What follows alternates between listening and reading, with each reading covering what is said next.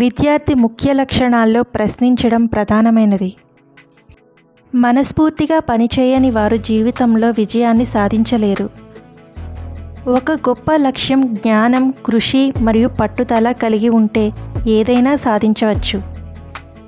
వర్షం వస్తే పక్షులన్నీ వాటి గూళ్ళల్లో దాక్కుంటాయి, కానీ గ్రద్ద మాత్రం వానకు అందనంత దూరంలో మేఘాలపై ఎగురుతూ ఉంటుంది. మనిషి తన చైతన్యంలో ఉన్న ఆలోచనలకి ఎదగటానికి, రూపుదిద్దుకోవడానికి అవకాశం ఇస్తే అవి విజయాలకు దారి తీయగలవు. అపారమైన విజయాలకు నాంది నేను చేయగలను అనే సంకల్పము, దృఢ విశ్వాసము మాత్రమే. అభ్యాసం సృజనాత్మకతని ఇస్తుంది. సృజనాత్మకత ఆలోచన శక్తిని పెంచుతుంది. నేను నిత్యం 2-3 కొత్త విషయాలను నేర్చుకుంటాను. మనిషిగా మెదడును సద్వినియోగం చేసుకోవడం నా ధర్మం. పొట్ట ఆకలి తీర్చేందుకు ఆహారం తింటూ, మెదడు ఆకలి తీర్చేందుకు విషయాన్వేషణ చేస్తుంటాను. క్రింద పడ్డామని ప్రయత్నం ఆపితే చేసే పనిలో ఎప్పటికీ విజయం సాధించలేము.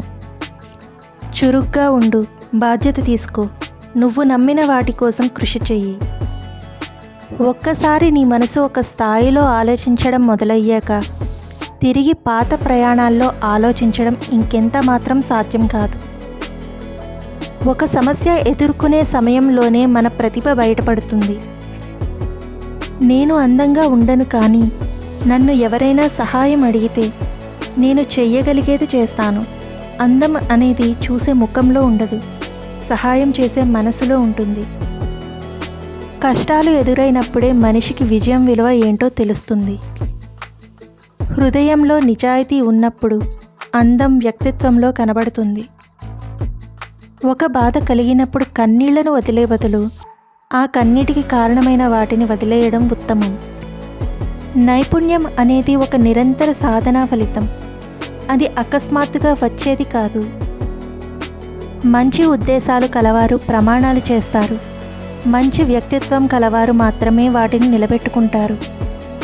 ఒక దేశం అవినీతి రహితంగా ఉండాలన్నా, మంచి మనసున్న మనుషులు గల దేశంగా మారాలన్నా తల్లి, తండ్రి మరియు గురువు అనే 3 వ్యక్తుల వల్ల సాధ్యమవుతుంది.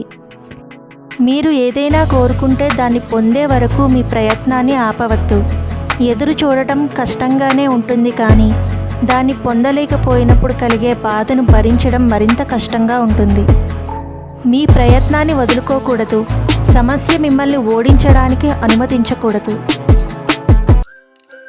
మరిన్ని మోటివేషనల్ వీడియోస్ కోసం నా ఛానల్ని సబ్స్క్రైబ్ చేయండి.